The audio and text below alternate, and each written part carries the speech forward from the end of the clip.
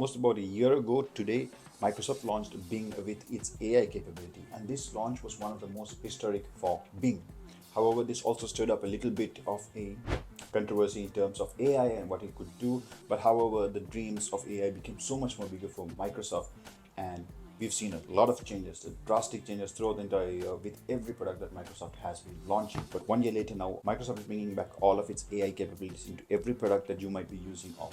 However, a much better strategy of incorporating AI into the Microsoft products was to bring it to their entire Windows suite of applications and also Office apps, which they did mid of last year and later towards 2023, bringing them into Microsoft Office applications. And then they brought in the Bing application for mobile, and then Copilot, which came out earlier this year, and they started to incorporate the Copilot feature as a companion in Windows 11 as an update. There are also a few Windows laptops out there that come with a dedicated Copilot button, and in the latest Super Bowl they announced that they will be incorporating the Copilot feature as a dedicated application for everyone, which you can use every day and become your everyday companion. But however, trying to incorporate Copilot into your everyday life can see a huge improvement in efficiency. Like over the past year, I have been trying to incorporate ChatGPT or Bard and even Copilot in my day-to-day workflow, especially when it comes to my content creation. And it has maybe not been accurate to about 100%, but it definitely improved my efficiency. Lots of things became a lot easier, a lot of redundant jobs became